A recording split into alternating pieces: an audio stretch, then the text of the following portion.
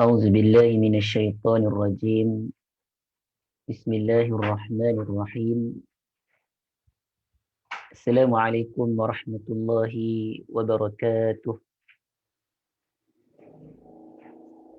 إن الحمد لله نحمده ونستعينه ونستهديه ونستغفره ونتوب إليه ونعوذ بالله من شرور أنفسنا ومن سيئات أعمالنا. من يهد الله فلا مضل له ومن يضلل فلا هادي له. أشهد أن لا إله إلا الله وحده لا شريك له وأشهد أن محمدا عبده ورسوله. اللهم صل وسلم وبارك على محمد وعلى آل محمد صلاة وسلاما دائمين متلازمين إلى يوم الدين. أما بعد.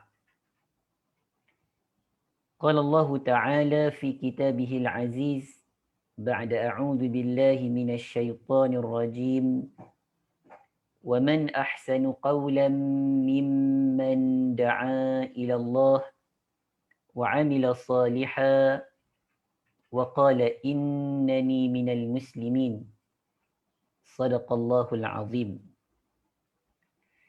Saudara-saudari muslimin, muslimat yang dimuliakan Allah sekalian, Alhamdulillah, pada petang Jumaat ini marilah sama-sama lagi sekali kita merafakkan setinggi-tinggi kesyukuran kita kepada Allah Subhanahu wa taala, kerana dengan keizinan dan inayah daripada Allah Subhanahu wa taala dapat lagi kita bertemu dalam silsilah kuliah online Akademi Tarbawi. Dan insya-Allah pada petang ini kita akan meneruskan lagi pembacaan kitab Al-Mustafadu min Qasasil Quran. Dan insya-Allah kita masih lagi membincangkan tentang kisah Nabi Ibrahim alaihi salam. Alhamdulillah, seperti mana yang kita semua sedia maklum, dalam kitab Al-Mustafadu min Qasasil Quran ini telah pun dimuatkan 15 bahagian. 15 bahagian menceritakan ataupun mengkisahkan tentang Nabi Ibrahim alaihi assalam. Dan alhamdulillah pada minggu lepas kita telah pun memasuki bahagian yang ke-14, iaitu doa-doa Nabi Ibrahim dan Nabi Ismail ketika mereka membangun ataupun membina Kaabah. Dan di sana sekurang-kurangnya ada 3 doa yang telah dibacakan ataupun yang telah diminta oleh Nabi Ibrahim dan Nabi Ismail ketika mereka membangunkan Kaabah. Dan doa-doa mereka ini telah pun dirakamkan, telah pun disampaikan oleh Allah Subhanahu wa taala melalui surah Al-Baqarah, yang kita juga telah membacanya dan melihat terjemahan dan sedikit huraian pada minggu lepas. Dan insya-Allah kita ulang sekali lalu tentang doa ataupun 3 bentuk doa yang diminta oleh Nabi Ibrahim dan Nabi Ismail alaihimassalam ketika mana mereka sedang membangun dan membina Kaabah. Doa-doa mereka ini terdapat dalam surah Al-Baqarah ayat 127 128 dan 129. A'udzu billahi minasyaitonir rajim. وَإِذْ يَرْفَعُ إِبْرَاهِيمُ الْقَوَاعِدَ مِنَ الْبَيْتِ وَإِسْمَاعِيلُ رَبَّنَا تَقَبَّلْ مِنَّا إِنَّكَ أَنْتَ السَّمِيعُ الْعَلِيمُ رَبَّنَا وَاجْعَلْنَا مُسْلِمَيْنِ لَكَ وَمِنْ ذُرِّيَّتِنَا أُمَّةً مُسْلِمَةً لَكَ وَأَرِنَا مَنَاسِكَنَا وَتُبْ عَلَيْنَا إِنَّكَ أَنْتَ التَّوَّابُ الرَّحِيمُ رَبَّنَا وَابْعَثْ فِيهِمْ رَسُولًا مِّنْهُمْ يَتْلُو عَلَيْهِمْ آيَاتِكَ وَيُعَلِّمُهُمُ الْكِتَابَ وَالْحِكْمَةَ وَيُزَكِّيهِمْ إِنَّكَ أَنْتَ الْعَزِيزُ الْحَكِيمُ.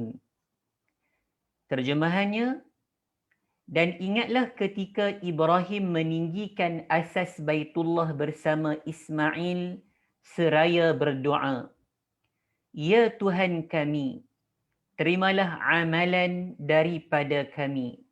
Rabbana taqabbal minna. Terimalah amalan daripada kami.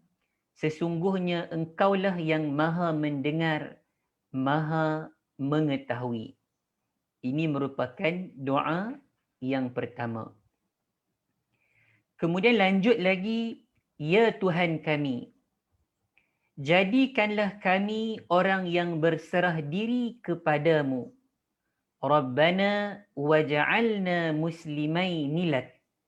Ya Tuhan kami, jadikanlah kami orang yang berserah diri kepadamu. Dan cucu-cucu kami juga umat yang berserah diri kepadamu. Wa min dzurriyyatina ummatan muslimatan lak.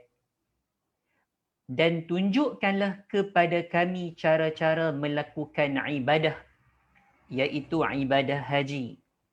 Dan terimalah taubat kami, sesungguhnya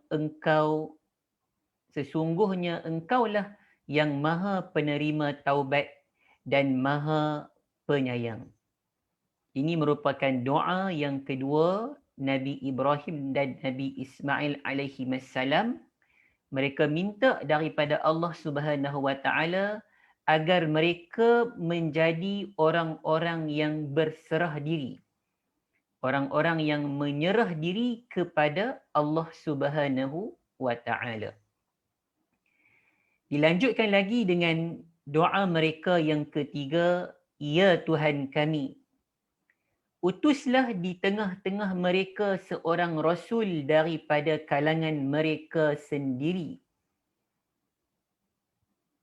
Ini doa Nabi Ibrahim dan Nabi Ismail agar Allah Subhanahu wa taala mengutuskan kepada zuriat mereka nanti seorang Rasul.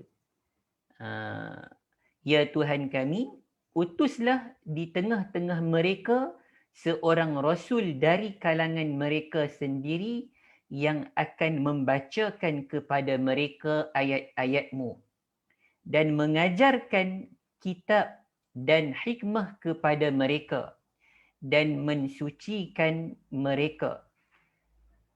Sesungguhnya engkaulah yang maha perkasa lagi maha bijaksana. Jadi saudara-saudari, tuan-tuan, puan-puan, muslimin muslimat yang dirahmati Allah sekalian, ini merupakan 3 jenis ataupun 3 doa yang didoakan oleh Nabi Ibrahim dan Nabi Ismail alaihimassalam ketika mana mereka sedang membina ataupun membangunkan Kaabah. Dan insya-Allah pada hari ini kita akan melihat antara faedah daripada kisah Nabi Ibrahim bagi dakwah dan pendakwah. Jadi berdasarkan kepada bahagian yang ke-14 ini, bahagian yang ke-14 iaitu doa-doa Nabi Ibrahim dan Nabi Ismail ini, maka di sana ada faedah, ada ibrah, ada pengajaran yang boleh diambil oleh dakwah, yang boleh diambil oleh para da'i ataupun para pendakwah itu sendiri. Jadi pengajaran ataupun faedah yang dapat kita ambil daripada doa-doa Nabi Ibrahim ini digambarkan ataupun dikhabarkan oleh Allah Subhanahu wa taala melalui ayat yang ke-131 dan 132 daripada surah Al-Baqarah juga. Daripada surah Al-Baqarah juga. Yang mana kita nak melihat bahawa di sana Nabi Ibrahim ini selepas baginda alaihi salam berdoa kepada Allah Subhanahu wa taala agar menjadi orang-orang yang berserah kepada Allah Subhanahu wa taala. Agar Nabi Ibrahim dan anak cucunya ini menjadi orang-orang yang berserah diri, orang-orang yang menyerahkan diri mereka kepada Allah Subhanahu wa taala. Maka dijelaskan oleh Allah Subhanahu wa taala ini merupakan wasiyah ataupun wasiat ataupun pesanan yang sangat penting yang telah pun diwasiatkan ataupun yang telah pun dipesankan oleh Nabi Ibrahim alaihi assalam kepada anak cucu baginda alaihi assalam. Jadi kita nak tengok di antara faedah ataupun pengajaran yang kita dapat ambil selepas kita mengetahui akan doa-doa yang telah pun diminta oleh Nabi Ibrahim AS, kita nampak di sana penekanan atas wasiat Nabi Ibrahim. Kita nampak di sana ada satu penekanan ataupun penegasan di atas wasiat Nabi Ibrahim kepada anak cucu Nabi Ibrahim alaihi assalam. Ini dijelaskan oleh Allah Subhanahu wa taala pada ayat yang ke-131 dan ayat yang ke-132 daripada surah Al-Baqarah. Jadi kita nak sambung pada hari ini, tengok pada ayat 131 dan 132 agar kita dapat mengambil pengajaran dan ibrah. Lebih-lebih lagi kita sebagai para pendakwah, sebagai para da'i, dan juga faedah kepada dakwah yang sama-sama kita galas dan pikul pada hari ini. Kita sambung ayat yang ke-131. A'udzu billahi minasyaitonir rajim. إذ قال له ربه أسلم قال أسلمت لرب العالمين ووصى بها إبراهيم بنيه ويعقوب يا بني إن الله اصطفى لكم الدين فلا تموتن إلا وأنتم مسلمون. Artinya, ingatlah ketika Tuhan berfirman kepada Ibrahim. Ingatlah ketika Tuhan berfirman kepadanya, iaitu Ibrahim. Berserah dirilah. إِذْ قَالَ لَهُ رَبُّهُ أَسْلِمْ. Allah bagi tahu kepada Nabi Ibrahim, aslim, supaya Nabi Ibrahim berserah diri kepada Allah Subhanahu wa taala. Berserah dirilah segera. Dia menjawab, Nabi Ibrahim menjawab, aku berserah diri kepada Tuhan seluruh alam. Bila mana Allah berfirman kepada Nabi Ibrahim agar Nabi Ibrahim menyerah diri kepada Allah Subhanahu wa taala, lanjut daripada doa Nabi Ibrahim tadi, bila Nabi Ibrahim minta daripada Allah agar dia dan anak cucunya menjadi orang-orang yang berserah diri, kemudian Allah berfirman kepada Nabi Ibrahim agar Nabi Ibrahim ini berserah diri. إِذْ قَالَ لَهُ رَبُّهُ أَسْلِمْ. Allah kata kepada Nabi Ibrahim, berserahlah diri kamu kepadaku. Maka apa jawab Nabi Ibrahim? Qala aslamtu li rabbil alamin. Maka jawab Nabi Ibrahim, aku berserah diri kepada Tuhan seluruh alam. Kemudian ini doa Nabi Ibrahim yang kita tengok sebelum ini. Kemudian apa kata Allah Subhanahu wa taala dalam ayat yang ke-131? Dan Ibrahim mewasiatkan ucapan itu kepada anak-anaknya. Wa wassa biha Ibrahimu banih. Jadi seperti mana yang Allah Subhanahu wa taala minta daripada Nabi Ibrahim untuk berserah diri kepada Allah Subhanahu wa taala, maka dengan ucapan dan Nabi Ibrahim pun menjawab kepada Allah, qala aslamtu li rabbil alamin, sesungguhnya aku berserah diri kepada Tuhan seluruh alam.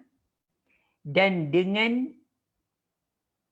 Ibrahim mewasiatkan ucapan itu kepada anak-anaknya.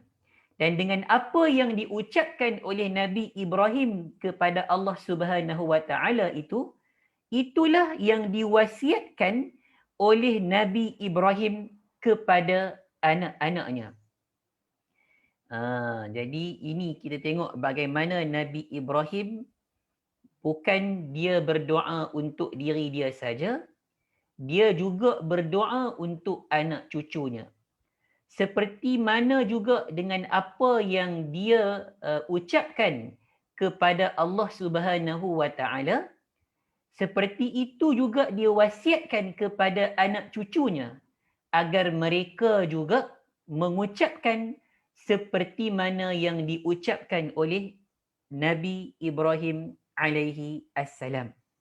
Maka apakah wasiat Nabi Ibrahim kepada anak cucunya? Ini dijelaskan oleh Allah Subhanahu wa taala dalam ayat 132 surah Al-Baqarah, bila mana Nabi Ibrahim berkata, wahai anak-anakku. Nabi Ibrahim kata, wahai anak-anakku, ya bunayya innallaha astafa lakumuddin. Wahai anak-anakku, sesungguhnya Allah telah memilih agama ini untukmu. Ini wasiat ataupun pesanan Nabi Ibrahim kepada anak cucu dia. Dia kata apa? Wahai anak-anakku, sesungguhnya Allah telah memilih agama ini untukmu. Wala fala tamutunna illa wa antum muslimun.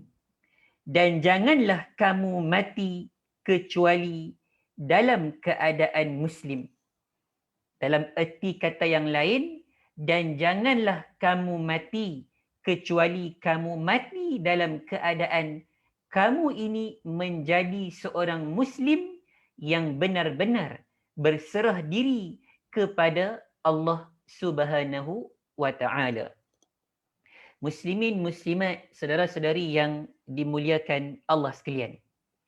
Jadi dalam ayat yang ke-131 dan 132 daripada surah Al-Baqarah ini menjelaskan tentang penekanan dan penegasan atas wasiat Nabi Ibrahim kepada kepada anak-anaknya. Jadi firman Allah Subhanahu wa taala kepada Ibrahim, kata Allah kepada Nabi Ibrahim, aslim. Apa makna aslim dekat sini? Idh qala lahu rabbuhu aslim. Dan ingatlah apabila Allah berkata kepada Nabi Ibrahim supaya aslim. Berserahlah. Berserahlah dirimu.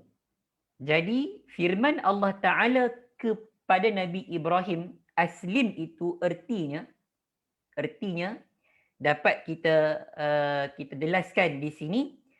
Aslim itu bermaksud jadilah orang yang terikat dengan perintah-perintah Allah. Jadi Allah kata kepada Nabi Ibrahim, aslim, dalam erti kata yang lain, jadilah kamu wahai Ibrahim orang-orang yang terikat dengan perintah-perintah Allah Subhanahu wa taala. Jadi bila mana kita beriman kepada Allah Subhanahu wa taala, bila mana kita menjadi muslim, maka kita nak kena menjadi muslim yang terikat dengan perintah-perintah Allah Subhanahu wa taala. Menjadi muslim yang sentiasa mengikatkan diri kita dengan perintah-perintah Allah Subhanahu wa taala. Kalau kita tengok dalam kehidupan kita seharian pun, kalau kita sebagai warga negara Malaysia, maka kita ini dikatakan warga negara Malaysia yang sebenar tu yang bagaimana? Warga Malaysia yang sebenar tu warga Malaysia yang terikat dengan undang-undang Malaysia. Warga Malaysia yang mengikatkan diri mereka dengan undang-undang Malaysia. Warga Malaysia yang patuh dengan undang-undang Malaysia. Kalau kita menjadi orang yang patuh dan iltizam dengan undang-undang negara kita, maka kita disebut sebagai warga negara yang sesungguhnya. Warga negara yang sebenar. Warga Malaysia yang sesungguhnya, yang sebenarnya.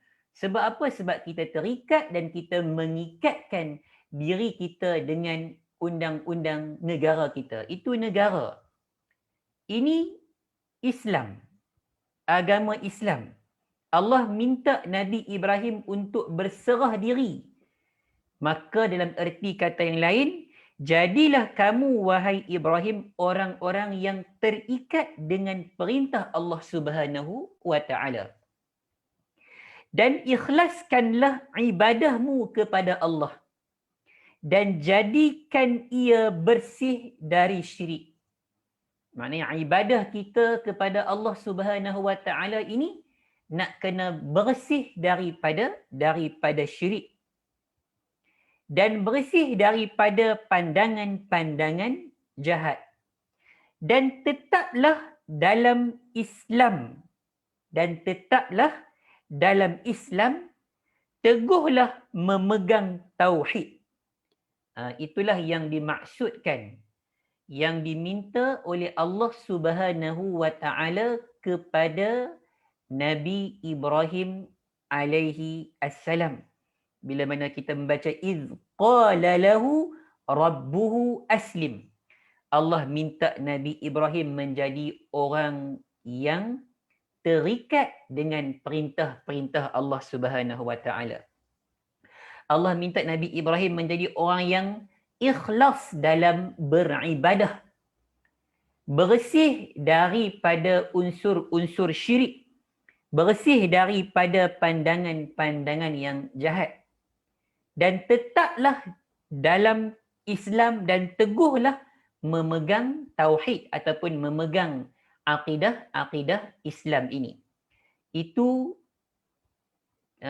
kata Allah kepada Nabi Ibrahim alaihi assalam.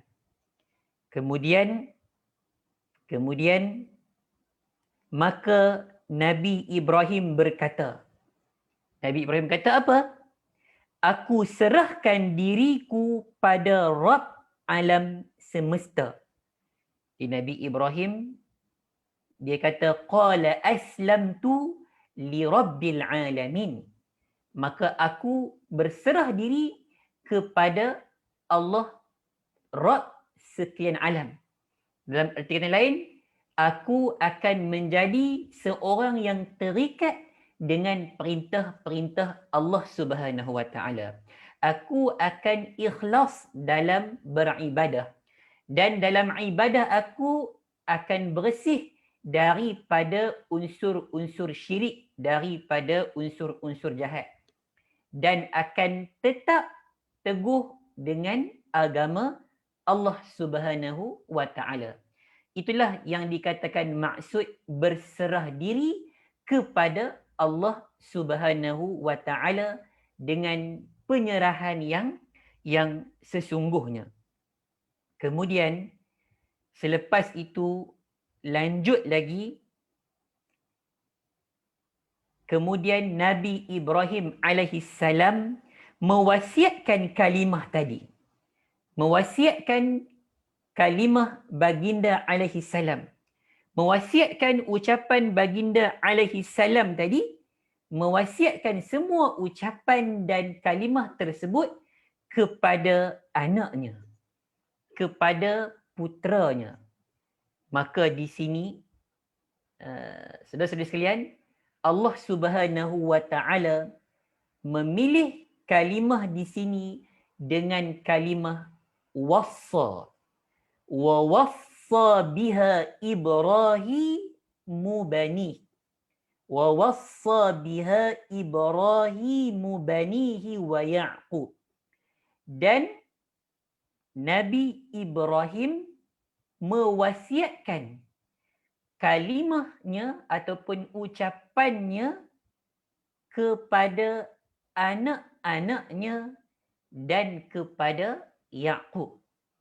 Jadi di sini Allah memilih kalimah wasiat dan tidak menggunakan kalimah wa'mur ataupun menggunakan kalimah yang berbentuk suruhan.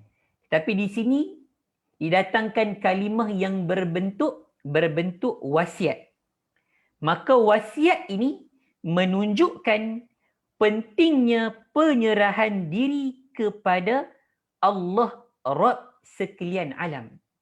Maka penyerahan diri kepada Allah Subhanahu Wa Taala ini, berserah diri kepada Allah Subhanahu Wa Taala ini merupakan wasiat. Kita kata wasiat Nabi Ibrahim alaihi salam kepada anak-anaknya dan kepada Yaqub. Kepada Yaqub. Jadi wasiat ini menunjukkan pentingnya penyerahan diri kepada Allah Subhanahu Wa Taala sebagai bukti atas perhatian yang sangat mendalam daripada Nabi Ibrahim, kepada anak-anaknya. Jadi dalam erti kata yang lain, menyerah diri kepada Allah Subhanahu Wa Taala ini merupakan wasiat yang sangat penting yang diberikan oleh Nabi Ibrahim alaihi assalam kepada anak-anaknya. Sehingga Allah Subhanahu Wa Taala berfirman dalam ayat ini dengan menggunakan kalimah wa wassa biha, dengan menggunakan kalimah wasiat. Jadi di sini dijelaskan beberapa perkara.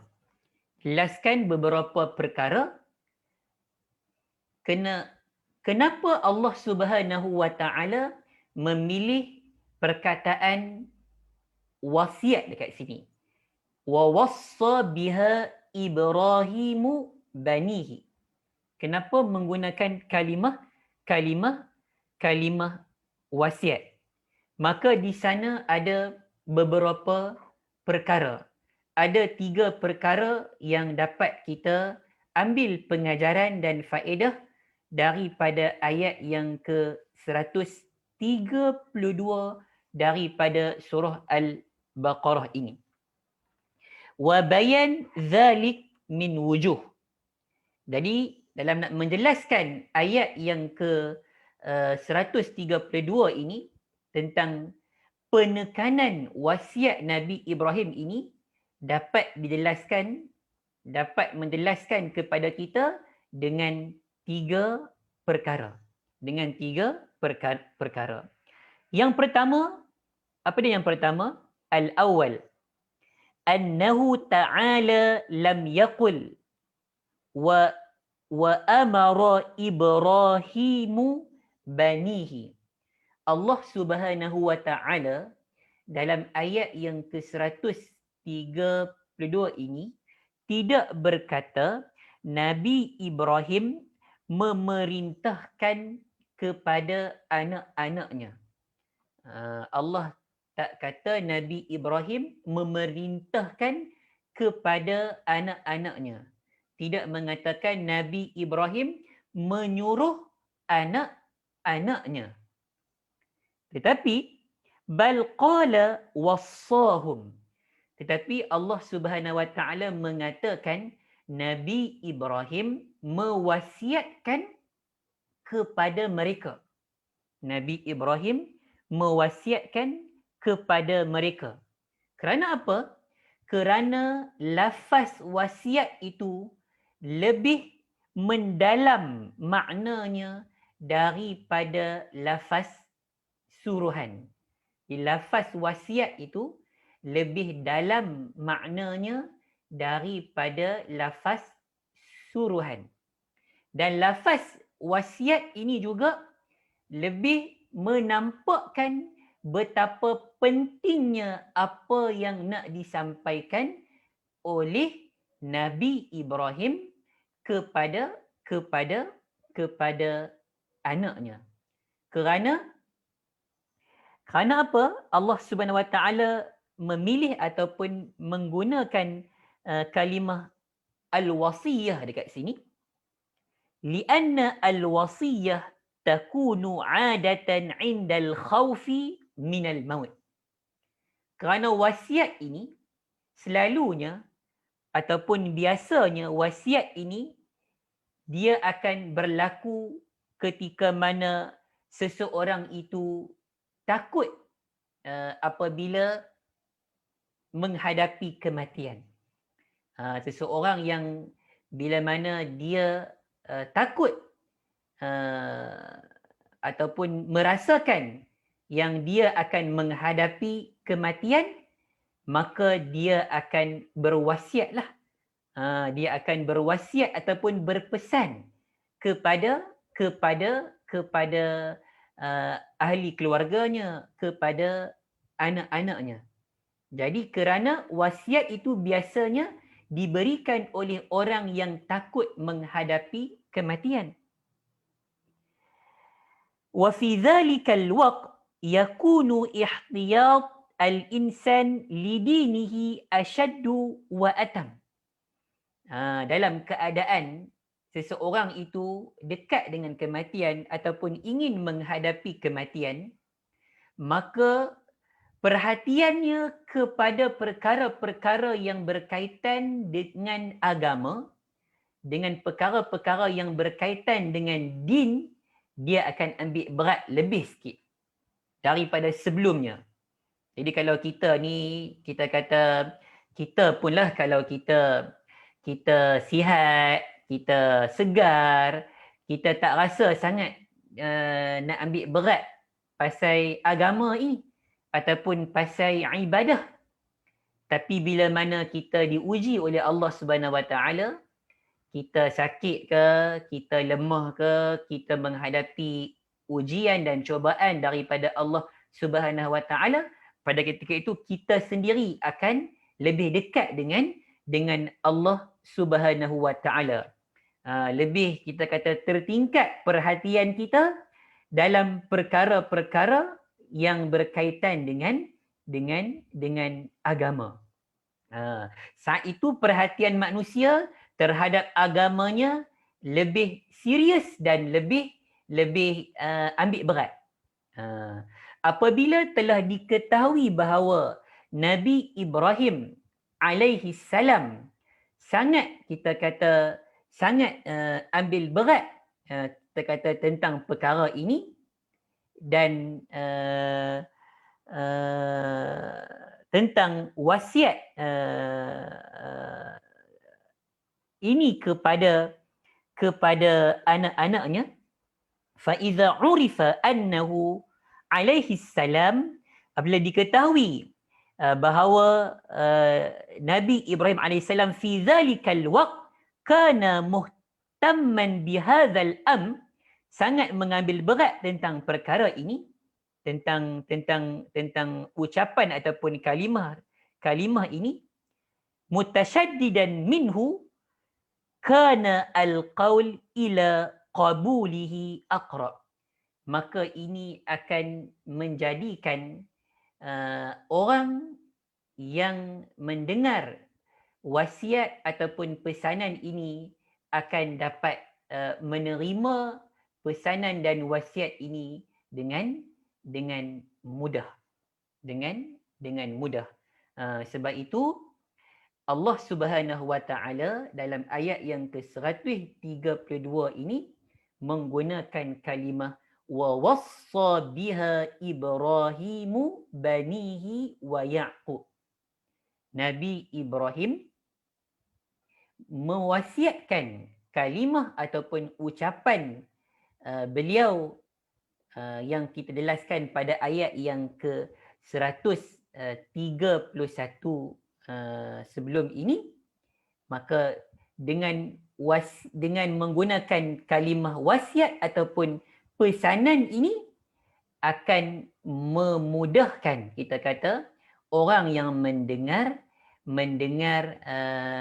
pesanan ataupun wasiat itu untuk menerima wasiat daripada kita kata daripada pewasiat dalam ayat yang ke-132 ini adalah Nabi Ibrahim alaihi salam kepada anak-anaknya. Maka bila disebut wasiat ini satu perkara yang penting, maka ini akan mudah dan dapat diterima dengan mudah dan senang oleh anak-anak Nabi Ibrahim alaihi assalam.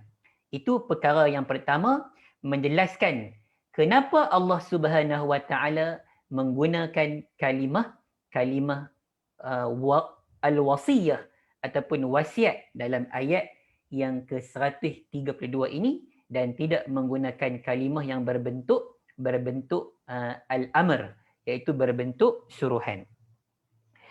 Perkara yang kedua, annahu alaihi salam khassa banihi bitilka al-wasiyah. Yang keduanya, Nabi Ibrahim alaihi salam mengkhususkan wasiat ini kepada anak-anaknya. Bahawa Nabi Ibrahim alaihi salam mengkhususkan anaknya dengan wasiat ini. Kerana dorongan perasaan seorang ayah terhadap anak-anaknya lebih banyak daripada orang lain. Jadi perasaan seorang ayah ataupun dorongan perasaan seorang ayah sudah tentu kita kata lebih banyak kepada anak-anaknya berbanding dengan orang lain. Ketika pengkhususan ini dilakukan, ketika Nabi Ibrahim mengkhususkan wasiat ini, ketika itu dilakukan di akhir usia Nabi Ibrahim AS. Ini menunjukkan perhatiannya yang sangat besar terhadap isi kandungan daripada wasiat itu. Jadi yang kedua ini, wasiat atau pesanan ini dikhususkan oleh Nabi Ibrahim kepada anak-anaknya. Dan pada ketika wasiat ini dikhususkan kepada anak-anaknya, maka ketika itu Nabi Ibrahim sudah pun berada di hujung usianya. Ini menunjukkan wasiat dan pesanan daripada Nabi Ibrahim ini merupakan pesanan yang sangat penting. Maksudnya apa yang ada dalam kandungan wasiat Nabi Ibrahim ini merupakan satu perkara yang sangat-sangat penting. Kerana apa? Kerana wasiat ini dikhususkan oleh Nabi Ibrahim kepada anak-anaknya ketika usianya sudah lanjut. Ini merupakan perkara yang kedua, menjelaskan tentang ayat yang ke-132 tentang wasiat Nabi Ibrahim alaihi assalam. Dan perkara yang ketiga yang terakhir pada petang ini, insya-Allah perkara yang ketiga yang terakhir, Nabi Ibrahim alaihi salam mewasiatkan ataupun melepaskan wasiat ini tanpa ikatan waktu tertentu. Nabi Ibrahim melepaskan wasiat ini tanpa ikatan waktu tertentu ataupun tempat tertentu. Annahu alaihi salam atlaqa hadhihi al-wasiyah ghair muqayyadah bi zaman muayyan wa makan muayyan.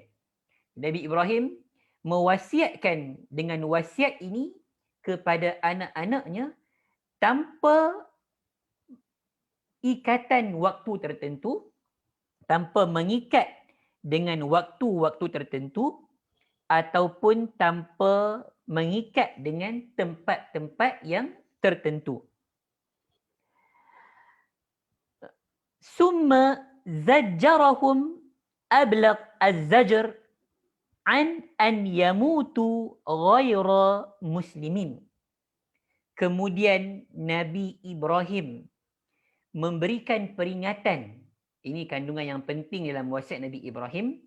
Kemudian Nabi Ibrahim memberikan peringatan kepada mereka agar jangan sampai mereka meninggal dunia dalam keadaan yang bukan Islam. Agar mereka jangan meninggal dunia dalam keadaan yang bukan Islam, dalam keadaan yang bukan menyerahkan diri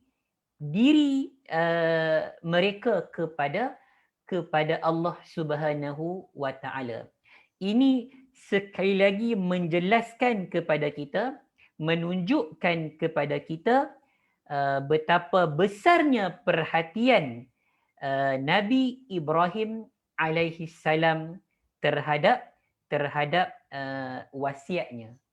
Jadi dapat kita simpulkan pada petang ini tentang penekanan wasiat Nabi Ibrahim kepada anak-anaknya dengan satu wasiat yang sangat penting, iaitu dalam ayat yang ke-100 bila mana Nabi Ibrahim berpesan kepada anak-anaknya, ya bunayya, wahai anak-anakku, innallaha astafa lakumuddin, sesungguhnya Allah Subhanahu wa taala telah pun memilih agama ini untukmu.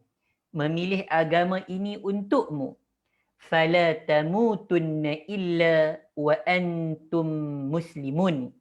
Maka janganlah kamu mati kecuali kamu mati dalam keadaan muslim. Inilah merupakan wasiat yang sangat penting yang perlu diambil faedah dan pengajarannya oleh kita semua.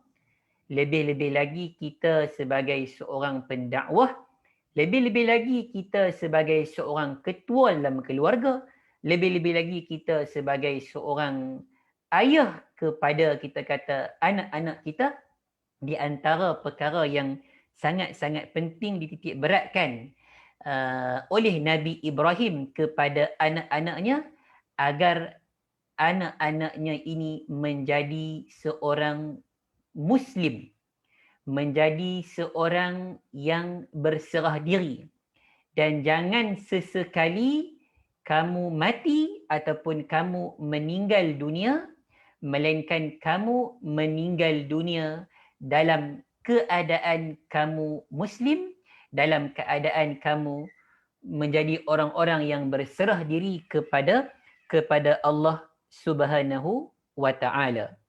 Jadi akhirnya kepada para dai muslim, kepada para pendakwah muslim, hendaklah kita berusaha insya-Allah menekankan dalam khutbah-khutbah kita, dalam ceramah-ceramah kita, dalam kelas-kelas kita, dalam nasihat-nasihat kita terhadap kita kata orang-orang lain tentang intipati, tentang isi kandungan yang terdapat di dalam wasiat Nabi Ibrahim kepada anak-anaknya, kepada anak cucunya. Dan isi kandungan ini merupakan perkara yang sangat-sangat penting yang dapat kita simpulkan, iaitu yang berkaitan dengan akidah dan pegangan kita kepada Allah Subhanahu wa taala, wasiat agar beriltizam dengan syariat-syariat Allah Subhanahu wa taala, serta ikhlas dalam beramal dan beribadah kepada Allah Subhanahu wa taala. Dan inilah yang dapat sama-sama saya kongsikan dengan saudara-saudari muslimin muslimat yang dimuliakan Allah sekalian. Faedah antara faedah daripada doa dan juga wasiat Nabi Ibrahim alaihi salam kepada anak-anaknya, insya-Allah mudah-mudahan sedikit sebanyak daripada kisah Nabi Ibrahim pada bahagian yang ke-14 petang ini dapat memberikan manfaat kepada kita, insya-Allah. Yang mana yang baik itu datang daripada Allah Subhanahu wa taala, yang lemah itu datang daripada saya. Saya mohon maaf dengan tuan-tuan, puan-puan, saudara-saudari muslim-muslimat yang dirahmati Allah sekalian, dan sama-sama kita memohon ampun daripada Allah Subhanahu wa taala di atas segala taksir dan kekurangan yang kita lakukan sepanjang hidup kita selama ini. Mudah-mudahan Allah Subhanahu wa taala memberikan keampunan kepada kita semua, insya-Allah pada petang ini, dan terus memberikan petunjuk dan membimbing kita untuk kita menjadi hamba kepada Allah Subhanahu wa taala, untuk kita menjadi pendakwah yang insya-Allah akan berdakwah mengajak manusia kembali kepada Allah Subhanahu wa taala, insya-Allah. Aqulu qawli hadza wa astaghfirullahal azim li wa lakum. Wassalamu alaikum warahmatullahi wabarakatuh.